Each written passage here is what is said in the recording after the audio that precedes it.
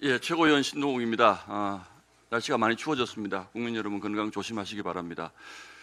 그런데 최근 민주당 내부를 보면 정말로 도무지 이해하기 어려운 시점을 특정하자면 이재명 대통령이 민주당의 실세로 등장한 이후에 도무지 이해하기 어려운 악마적 이중성을 민주당이 보이는 장면을 아주 자주 목격합니다.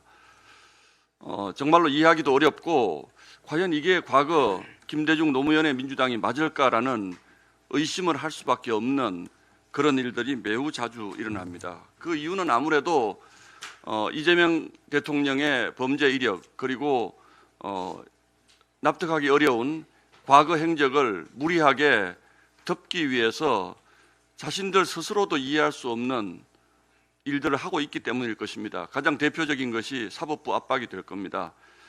이걸 도대체 국민들이 할 수가 있겠습니까? 그런에도 불구하고 추미애 위원장을 비롯한 민주당 법사위원들이 최전선에서 그걸 막느라고 정말 고생들을 많이 하는데 정말 이중적인 행태라고 하지 않을 수가 없겠습니다.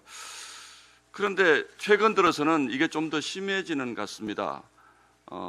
그 배경에 이재명 대통령이 있을 것이라는 생각은 누구나 할 수 있는데 저는 요즘 좀 다른 생각을 하기 시작했습니다. 우리가 악마는 디테일에 있다라는 말을 흔히 하듯이 그 디테일이 뭘까? 민주당이 저렇게 이중성을 보이는 디테일의 핵심이 뭘까라는 생각을 하면서 다시 한번 김현지를 떠올릴 수밖에 없는 상황이 됐습니다.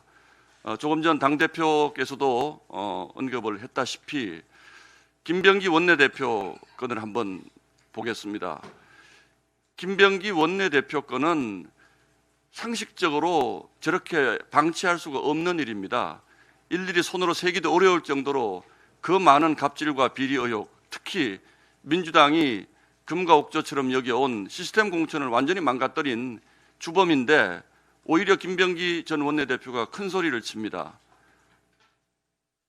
너희들이 내 목을 자를 수는 있을지언정 나 스스로 무릎 꿇지 않겠다라고 얘기합니다. 너희들이 제명시키면 할 수 없지만 나는 탈당하지 않겠다고 합니다. 그런데 민주당의 그 많은 의원들 중에서 극히 일부를 제외하고는 김병기 의원의 거취를 언급하지 않습니다. 민주당답지 않습니다.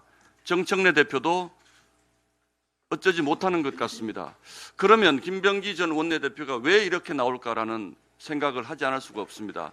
일각에서는 본인이 공천의 전반에 2020년 지선, 2022년 24년 총선에 공천 전반에 관여했기 때문에 민주당 의원들의 파일을 가지고 있기 때문에 그럴 것이다라는 추측도 합니다만 저는 김병기 전 원내대표가 갑자기 돌아선 배경에 김현지가 언급되는 것을 주목하고 있습니다. 이렇죠, 사실은. 지난 총선에서 탈락한 동작을의 이수진 전 의원이 그 지역 정치인들의 그 일종의 확인서, 투서를 받아서 지난 총선에 김현지 이재명 당대표의 보좌관에게 전달했다. 그런데 그 이후로는 어떻게 된 것인지 모르겠다. 김현지 전 보좌관과의 녹취도 가지고 있다. 이렇게 얘기를 합니다. 그런데 민주당에서 그 이후에 김병기 전 원내대표가 나는 탈당하지 않겠다라는 인터뷰를 합니다. 그래서 저는 김병기 전 원내대표가 의원들을 상대로 일종의 협박전을 벌이고 있는 것이 아니고 이재명 대통령을 상대로 나를 건드려 볼 테면 건드려 봐라라는 입장을 가지고 있는 것으로 추측을 합니다. 그리고 물론 그 중간 매개체가 되는 것은 항상 그래왔듯이 김현지 부속실장입니다.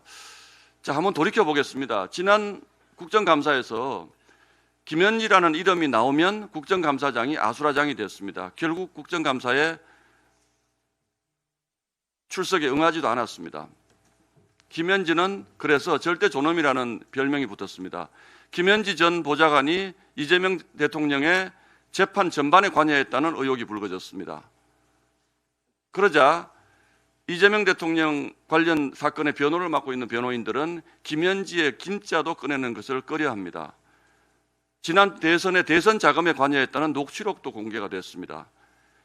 대한민국 이 비정상의 모든 것, 특히 민주당이 매우 곤혹스러워하는 이 비정상의 모든 것의 정점에는 저는 김현지가 있다고 생각을 합니다. 그래서 요즘 민주당 계열 방송들을 보면 심지어는 민주당 계열의 평론가들도 맹렬하게 김병기 전 원내대표를 비난합니다. 탈당해야 한다. 더 나아가서 의원직도 수행해서는 안 된다.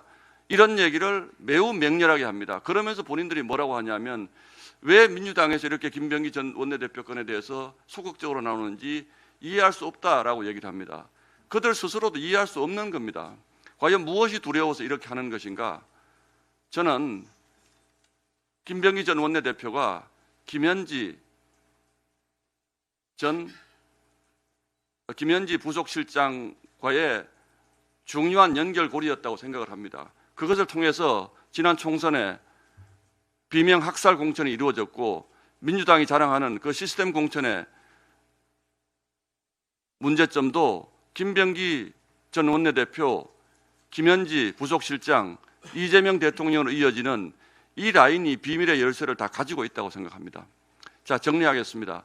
저는 이런 의혹을 밝히기 위해서 저희가 민주당 공천 뇌물 특검을 제안을 합니다만 이제 머지않은 시일 안에 김현지 특검의 시간이 올 것으로 저는 생각을 합니다.